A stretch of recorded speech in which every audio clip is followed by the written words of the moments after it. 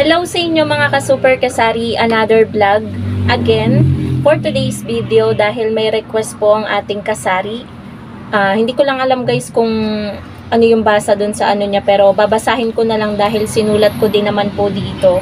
Medyo dumilim lang yung ating background dahil kumulimlim po sa labas. Kanina maganda yung lighting natin eh. At ang sabi niya po, magkano po sales nyo sa isang araw? Ma'am, hope masagot at paano po kayo nakakaipon. Sa akin kasi konti lang ang benta ko, tapos dito pa kinukuha lahat. May isa akong baby, 4 kami sa family. So yun guys yung kanyang katanungan. Magkano daw yung sales ko sa isang araw? Yung sales ko po mga kasari, iba-iba po yan eh. Kapag medyo swerte yung araw, mabenta yung araw, medyo malaki. Umaabot siya ng 3 to 5K, ganyan, kapag mabenta. Kasi guys, dito naman sa lugar namin, lalo na sa pwesto ng tindahan ko, swerte na kapag nakaganon kang halaga. Hindi katulad sa ibang tindahan na yung mga 3 to 5K, normal days lang nila yun. Pero kapag mga ganito mga kasari na normal days, maliit lang eh, yung benta ng aking tindahan. Siguro kapag pinagsama-sama, in total na, siguro nasa 2 to 3K, ganun kapag normal days. Hindi naman bumababa ng 1,000. Pero para sa akin guys, happy na ako sa ganong sales. Kasi sino ba naman ako para mag-expect ng sobrang laking benta eh, konti lang naman yung tao dito sa aming lugar at medyo papasok pa yung tindahan ko. Tumatakol guys yung mga aso dahil may manok na parang mangingitlog yata tong manok. Wait lang guys. Ayan guys, nabugaw ko na yung manok na tumitilaok ng tumitilaok. Doon ako sa katanungan niya guys na paano daw ako nakakaipon. Iba-iba po tayo mga kasari ng diskarte and ma'am sa pag-iipon. And iba-iba din po tayo ng kinakaharap sa buhay. Meron kasi, nag-iiba-iba kasi yung factor eh kung paano tayo nakakaipon. Depende sa mga gastos natin sa isang araw. Ako kasi hindi ako nangungupahan. Ang gastos lang talaga namin ni partner is yung pangkain namin sa araw-araw. Hindi na rin ako namumroblema sa pambayad ng bills dahil yung benta ng yelo ay sapat naman na pambayad na sa kuryente at tubig. Kaya hindi na po ako nagkakaroon ng problema dyan. Plus hindi rin po ako nangungupahan. So wala pa rin po akong anak, kaya medyo maluwag-luwag pa yung aming gastos sa araw-araw. Pero dahil po nasabi nyo po na meron po kayong isang baby at 4 kayo sa pamilya at dun lang po kayo umaasa sa inyong tindahan, mahirap po talaga yung inyong sitwasyon. Kung lalo na po kung walang trabaho po yung inyong asawa at dun nyo po talaga kukuhanin, hindi nyo po talaga mapapalago ng as in bonggang-bongga yung inyong sari-sari store.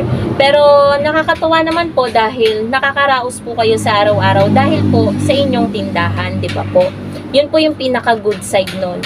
Mas mahirap po kung wala po kayong aasahan, kung wala kayong tindahan. Hindi po natin alam kung saan po talaga natin kukunin yung pangkain po natin sa araw-araw, di ba po?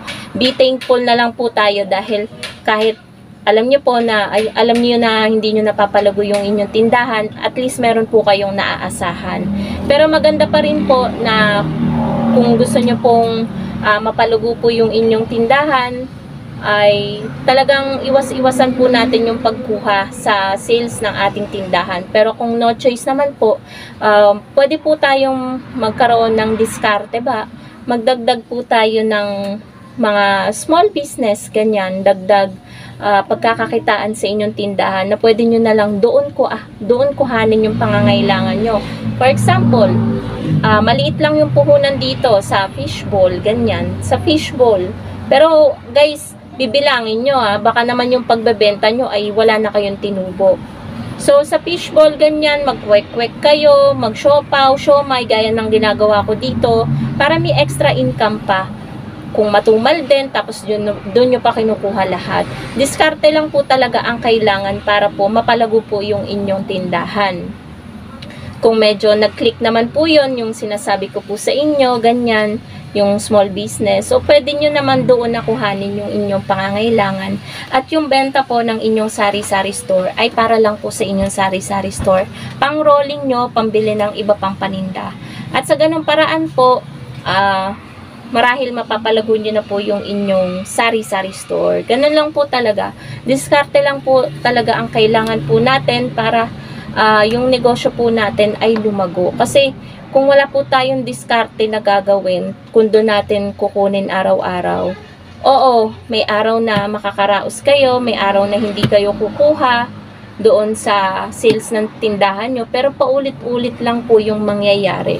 Uunti, dadami, uunti, dadami. Ganun lang po. Kaya kailangan po talaga natin, mahalaga talaga na dumiskarte po tayo. And, ano yun? Pasensya na po mga kasari at medyo matagal-tagal akong bago nakabalik. Meron lang guys nagpa-load. Kaso yung magpapa-load hindi alam kung ano yung number na lo-loadan. Kaya inantay ko pa talaga. Hindi din alam kung paano malalaman. At buti na lang may pan-text pa yung ano. Kasi parang napag-utusan lang siya. Pero hindi niya nakuha yung number na lo-loadan niya. So kaya medyo nagtagal ako guys. Doon na tayo guys kung paano maaano yung tindahan, gaya nga ng, ang sabi ng, ang concern ng kasari natin ay doon nila kinukuha lahat. And 4 sila sa pamilya. So, ang sabi ko po is kailangan talaga ng diskarte. Diskarteng malala talaga ang kailangan mga kasari para makaraos-raos yung tindahan natin. Ang sarap kaya sa feeling guys na nakikita mo na nag-grow, lumalago yung tindahan mo dahil sa hard work mo. Alam niyo yun guys. Ako naranasan ko din na halos mawala na ng laman yung tindahan ko. Pero hindi ako napanghinaan ng loob guys. Sinabi ko sa sarili ko, nung 'di ba may problema dumating sa amin, hindi ako nakapaglakad ng ilang buwan. Sabi ko sa sarili ko at ipinangako ko din sa tindahan ko guys na kapag ako ay nakalakad muli, talagang babawi ako sa tindahan ko. At yun guys yung ginawa kong motivation para maging ganito ulit na nagkaroon ulit ng laman yung tindahan at nakumpleto ulit siya. At masasabi ko na sa problemang yun, nakabangon ulit yung tindahan ko.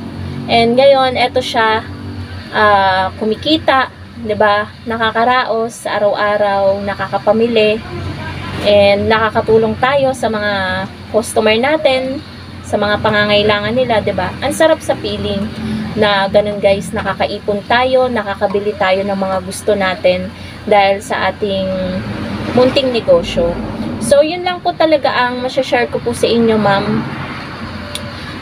Sa sales naman po, talagang iba-iba po talaga ng bawat tindahan, iba-iba naman po ang sales natin Depende po talaga sa lugar, kaya nag-iiba-iba yung sales. May lugar kasi na napakaswerte, na napakamatao. Kaya yung iba nga hindi na halos makaupo sa dami ng customer. So nakakatuwa naman yung ganun, 'di ba guys? Meron naman yung ganito tindahan ko na sakto lang yung bumibili pa isa-isa. Kaya hindi tayo masyadong hassle sa pagtitinda ganyan, pero at least kahit papaano nakakaipon, 'di ba po? So yun lang po yung iaano po natin sa sarili natin. And ang tanong din po pala ni ma'am, paano daw po ako nakakaipon? Sa ngayon po, yung pag-iipon, hindi ko po yan masyadong pinagtutuunan ng pansin. At, nag-iipon po ako, pero pa-5 piso sa isang araw. Kasi, guys, gusto ko ngayon, sa tindahan ko, yung mapalago ko siya ng as in bonggang-bongga. Na yung hindi ako kinakapos sa stocks, yun yung ginagawa ko ngayong pagpapatak ko sa aking tindahan. Hindi ako guys masyadong nag-iipon. Dahil yung ginagamit ko sa pag-iipon is yung sahod ko po kay Lolo Whitey. Meron na pong napaglalaanan yun. May project po ako na gagawin na sana matapos ngayong 2024. At sobrang happy ko kapag naumpisahan yon yung project na yon. Hindi ko pa yata na-share yun sa inyo mga kasari. Dito siya sa bahay. Meron akong ipapagawa na ayun, mapapaganda yung labas ng bahay. Yun na lang muna guys ang sasabihin ko para hindi maudlot. So ang ginagamit ko sa pag-iipon is yung sahod natin kay Lolo Whitey. Kung kukuha man ako doon sa sahod natin kay Lolo Whitey is yung pang groceries, and the rest yun na yung iniipon namin para masimulan na yung project ngayong 2024 dito sa bahay. Kaya, ayun guys, super thankful ako sa mga viewers ko at hindi kayo nag-i-skip ng ads. Nakakatulong talaga ng malaki kahit hindi kalakihan yung sahod natin kay Lolo Whitey. And super thankful talaga ako dun guys. And, ayun, paano ako nakakaipon guys? Lagi lang po nating iisipin na sa araw-araw nating pagtitinda, dapat may goal po tayo. May gusto tayong makamit.